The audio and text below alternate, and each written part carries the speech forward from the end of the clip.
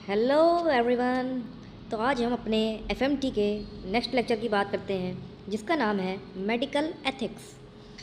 First of all, what is medical ethics? Medical ethics is a set of moral principles a doctor must abide by. ये एक तरह का moral principles का set होता है जिसे डॉक्टर को फॉलो करना पड़ता है। अब क्या क्या एथिकल प्रिंसिपल्स होते हैं? पहला है ऑटोनॉमी, दूसरा है जस्टिस, तीसरा है बेनिफिशेंस, चौथा है नॉन मेलिफिशेंस। ये बहुत इंपॉर्टेंट है, इसको याद रखना, ठीक है। बेसिक एथिकल प्रिंसिपल्स क्या क्या होते हैं? ऑटोनॉमी, जस्टिस, बेनिफिशेंस और नॉन मेलिफिशेंस, ठीक है। अब ऑटोनॉमी क्या होता है? Patients right to choose the treatment. मतलब पेशेंट के पास अपना खुद का राइट होता है कि वो ट्रीटमेंट चूज़ कर सके, किस टाइप का ट्रीटमेंट, किससे ट्रीटमेंट करवाना है। दूसरा है जस्टिस। जस्टिस क्या होता है? Treat the patient equally and Fairlie. Her patient को तुम इक्वली और फेयरली ट्रीट करो, ऐसा नहीं कि किसी को ज़्यादा हम पार्शियल फेवर कर रहे हैं, किसी को नहीं कर रहे हैं, ठीक है। बेनिफिशेंस क्या होता है? Promote the well being of the patient. हमेशा पेशेंट को ठीक करने के बारे में सोचो, ऐसा नहीं कि उसके कुछ भी मतलब हार्म पहुँचाओ उसको। नॉन मेलिफिशेंस डू नॉट हार्म, ठीक है। तो चार एथिकल प्रिंसिपल्स होते हैं: ऑटोनॉमी, जस्टिस, बेनिफिशेंस और नॉन मेलिफिशेंस। ये चार क्वेश्चन है, ठीक है। अब फिर बात करते हैं मेडिकल काउंसिल्स की। तो मेडिकल काउंसिल में कौन सा पहला आता है? स्टेट मेडिकल काउंसिल, ठीक है। स्टेट मेडिकल काउंसिल का फंक्शंस क्या क्या होते हैं? पहला है रजिस्ट्रेशन, दूसरा है इरेजर, तीसरा है disciplinary action against the RMP, registered medical practitioner, ठीक है। अब बात करते हैं रजिस्ट्रेशन। ये मोस्ट इंपॉर्टेंट होता है। ये देखो, जो स्टेट मेडिकल काउंसिल होता है ये मेंटेन्स करता है state medical register with the list of all registered medical practitioners. मतलब इसके पास एक रजिस्टर होता है जिसमें कि सारे रजिस्टर्ड मेडिकल प्रैक्टिशनर्स की लिस्ट होती है। और ये क्या करता है? Enrol the new members as per NMC. मतलब जैसे जैसे नए नए मेंबर्स आते जाते हैं वैसे वैसे उनका इनरोलमेंट उस रजिस्टर में होता जाता है। तो ये हो गया रजिस्टर। दूसरा होता है इरेजर। इरेजर क्या होता है? Remove the name of the doctor from the register. मतलब डॉक्टर का नाम उस रजिस्टर से रिमूव करना, उसको बोलते हैं इरेजर। अब ये किस किस केस में हो सकता है? पहला है या तो डॉक्टर की डेथ हो जाए, उस केस में उसका नाम इरेज कर देंगे। दूसरा है डॉक्टर अनट्रेसेबल, मतलब वो कहीं भाग जाए विदेश या कहीं पे छोड़ के भाग जाए, तो उस केस में भी उस डॉक्टर का नाम लिस्ट से हटा देंगे। तीसरा है एरर इन द डिटेल्स, मतलब कि वो कोई मतलब गुनाह कर दिया या क्राइम कर दिया। दूसरा डिसिप्लिनरी एक्शन, मतलब पीनल इरेजर, अगर वो कोई डिसिप्लिन फॉलो नहीं कर रहा है उसके लिए उसका मतलब पीनल इरेजर, कोर्ट की तरफ से उसका नाम हटा दिया जाता है, उसकी डिग्री जब्त कर ली जाती। तो ये चार केसेस में मतलब इरेजर हो जाता है डॉक्टर का नेम उस रजिस्टर से, ठीक है। अब तीसरा है डिसिप्लिनरी एक्शन। क्या होता है अब देखते हैं। इन केस ऑफ एनी कंप्लेंट या कन्विक्टेड या सू मोटो केस, जो प्रेसिडेंट होता है स्टेट मेडिकल काउंसिल का, ये एक कमेटी बनाता है, जिसका सब कमेटी, जिसमें क्या होता है? Odd members of doctors and a good repute.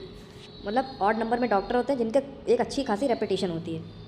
फिर वो क्या करते हैं? इंक्वायरी करते हैं ऑफ डिसग्रेसेबल एंड डिसऑनरेबल एक्ट। उस डॉक्टर के खिलाफ इंक्वायरी करते हैं। अगर वो प्रूवन नहीं हुआ, मतलब वो साबित नहीं हुआ कि डॉक्टर कमिटेड है कि नहीं है, तो फिर वो एक्विटेड मतलब छोड़ जाता है। या फिर अगर छोटा क्राइम है तो उसको वार्निंग दे देते हैं। लेकिन अगर बड़ा क्राइम किया उसने तब फिर पीनल इरेजर करते हैं, ठीक है। पीनल, उसका नाम जो है मेडिकल रजिस्टर से रिमूव कर देते हैं, ठीक है। अब पीनल इरेजर दो तरह के हो सकते हैं, या तो ये टेम्परेरी हो सकता है या तो ये परमानेंट हो सकता है। पीनल इरेजर टेम्परेरी का मतलब क्या होता है कि कुछ फिक्स्ड समय के लिए रिमूव करते हैं, ठीक है।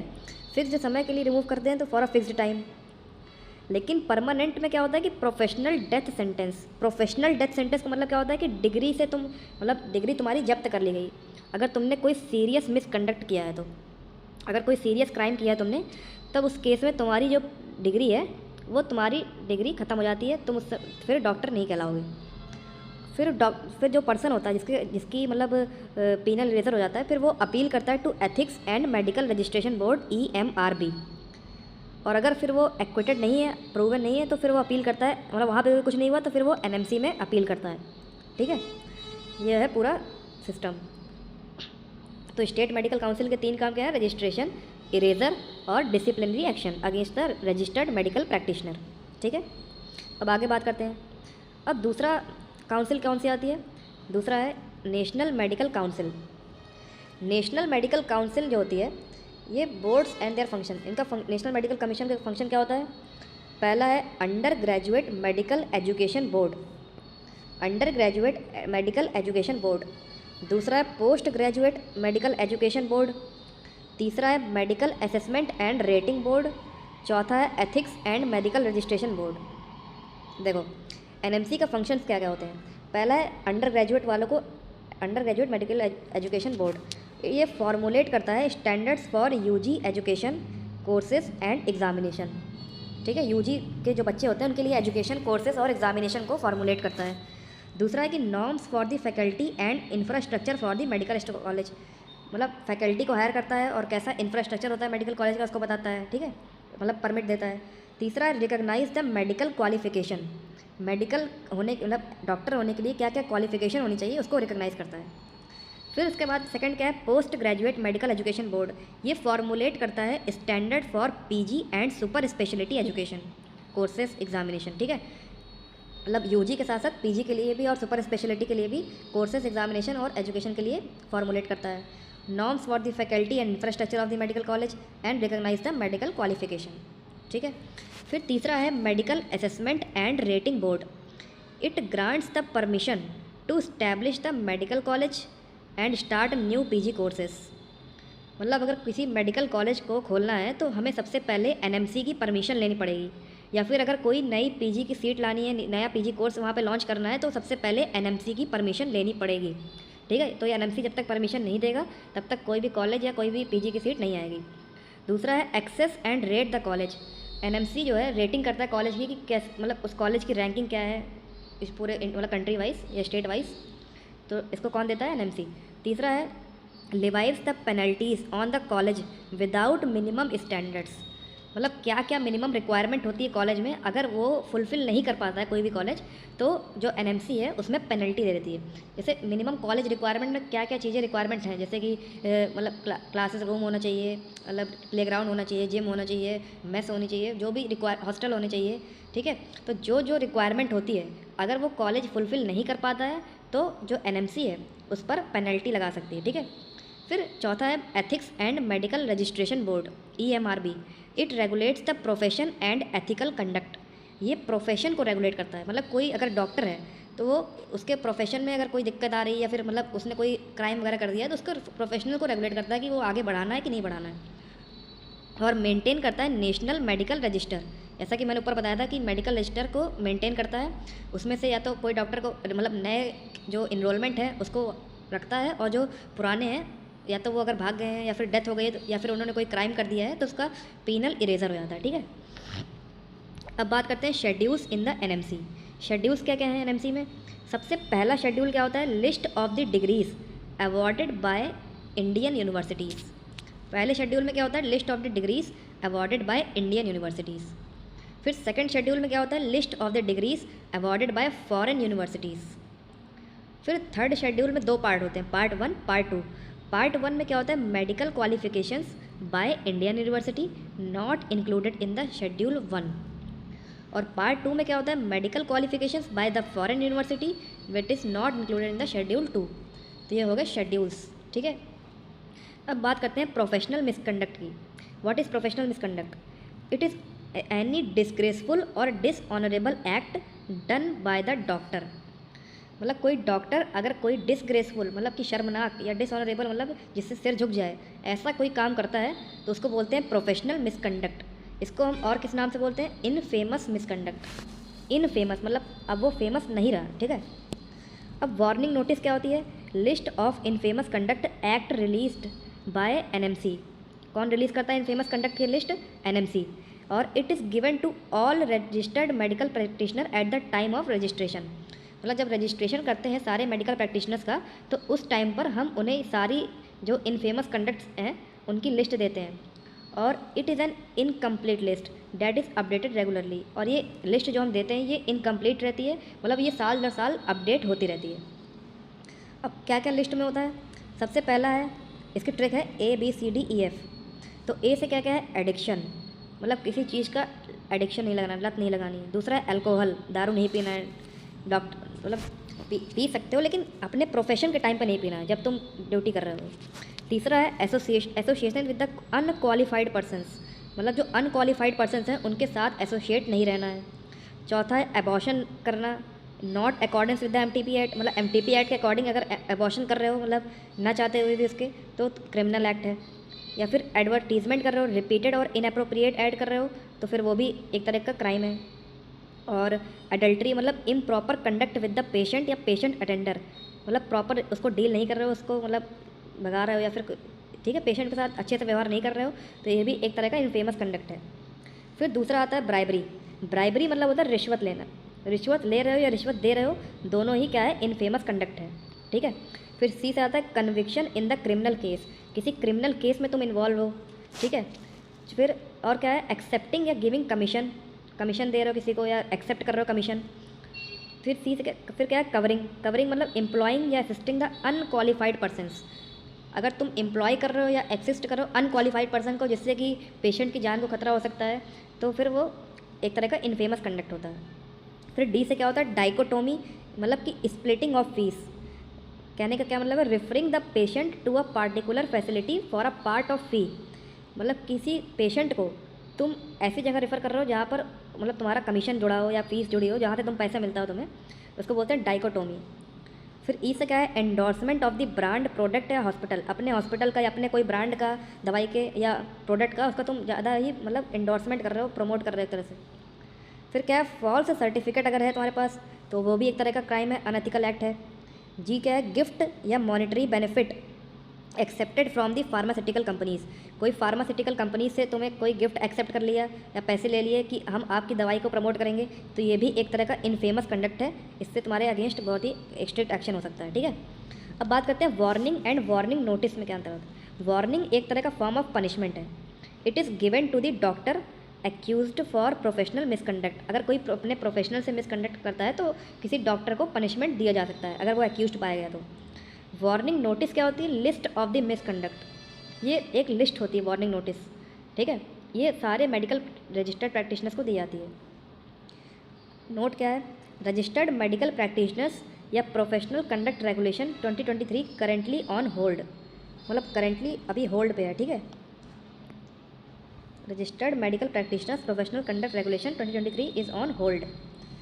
अब बात करते हैं प्रोफेशनल सिक्रेसी क्या होता है। What is professional secrecy? Implied contract between the doctor and the patient to maintain the confidentiality, ठीक है। एक पेशेंट और एक डॉक्टर के बीच में एक मतलब कॉन्ट्रैक्ट होता है कि डॉक्टर उस पेशेंट की कोई भी जानकारी या कोई भी बीमारी किसी को भी मतलब लीक नहीं करेगा, एक दोनों के बीच में कॉन्फिडेंशियल मामला रहता है, ठीक है।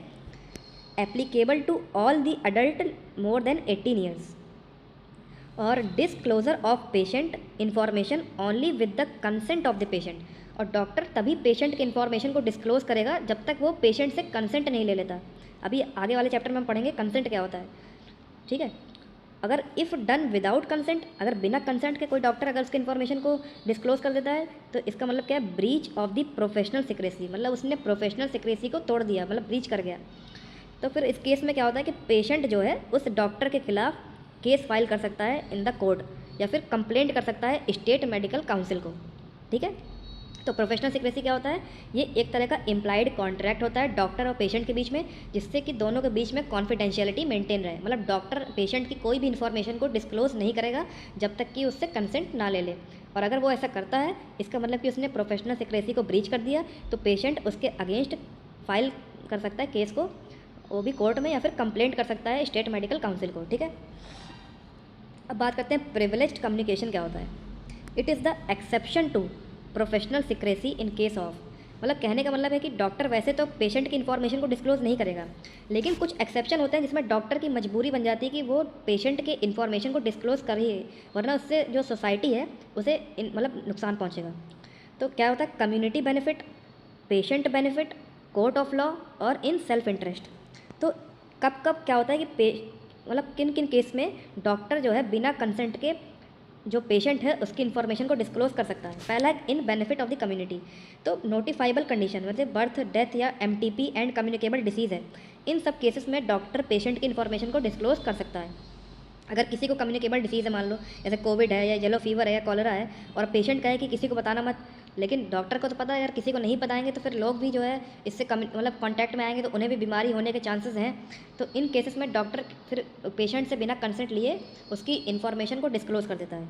या फिर कोई क्राइम किया हो पेशेंट, तो उस केस में डॉक्टर जो है उसकी इन्फॉर्मेशन को नियरेस्ट पुलिस स्टेशन में जो है दे देता है अंडर दी 33 BNSS एक्ट। तीसरा है कोई इन्फेक्शियस डिसीज़ है, मतलब इन्फेक्शियस डिसीज़ है अगर पेशेंट को, तो जो डॉक्टर होता है वो नोटिफाई करता है एम्प्लॉयर को या फैमिली अथॉरिटी को जो भी उसको लेकर आया है, ठीक है। फिर चौथा है disease detrimental to self and others, epileptic या कलर ब्लाइंड ड्राइवर, ऐसी डिसीज़ मतलब जो सेल्फ को नुकसान पहुंचा सकती है अदर्स को। तो इस केसेस में फिर डॉक्टर जो है क्या करता है, मतलब उसकी इन्फॉर्मेशन को डिस्क्लोज़ कर देता है।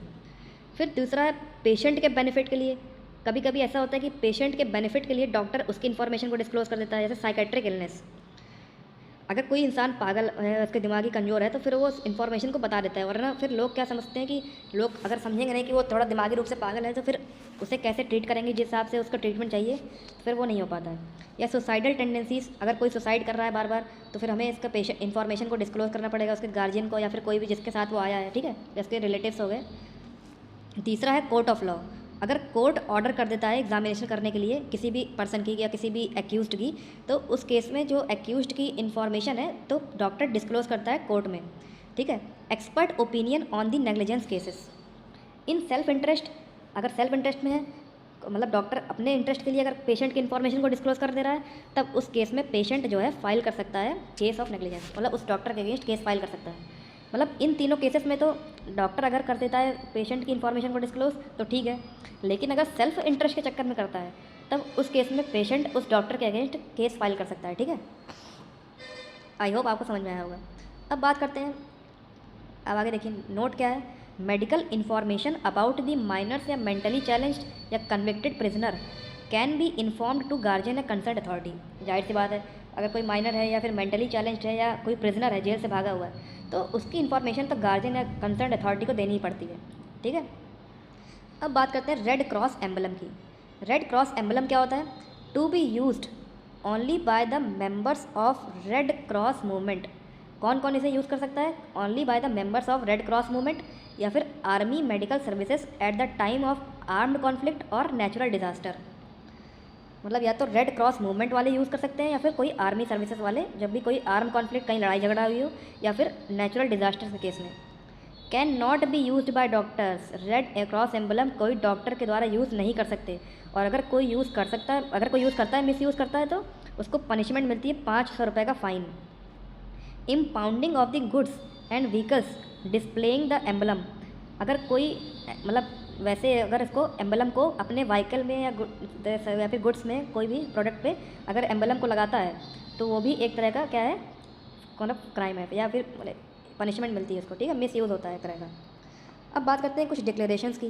तो डिक्लेरेशंस में क्या क्या होते हैं, तो पहला है टोक्यो डिक्लेरेशन। टोक्यो डिक्लेरेशन इसमें क्या है, guidelines to handle the torture victim patients, मतलब टॉर्चर कैसे हैंडल करना है विक्टिम पेशेंट्स को। दूसरा Helsinki declaration, guidelines to handle the victims of human experimentation, ठीक है। पहला क्या था, Tokyo guidelines to handle torture victim patients, और दूसरा Helsinki guidelines to handle victim of human experimentation. तीसरा जेनेवा डिक्लेरेशन मेडिकल एथिक्स के ऊपर होता है। फिर चौथा है Oslo declaration, guidelines for therapeutic abortion, therapeutic abortion के लिए ऑस्लो होता है। सिडनी डिक्लेरेशन की बात करें, death declaration and organ transplantation के लिए होता है। Venice declaration, guidelines to handle temporary ill patients. Lisbon declaration, ये पेशेंट्स के राइट्स के लिए होता है। फिर आठवां है माल्टा डिक्लेरेशन, ये हंगर स्ट्राइक्स के लिए होता है, protocol regarding the force feeding. फिर वॉशिंगटन डिक्लेरेशन बायोलॉजिकल वेपन्स के लिए होता है ये। तो ये टोटल 9 डिक्लेरेशंस हैं, इसको याद कर लीजिएगा, ठीक है। तो आज के लिए इतना ही, thank you so much, I hope आपको समझ में आया होगा सब चीज़। Please like and subscribe my channel and be on the channel for new updates.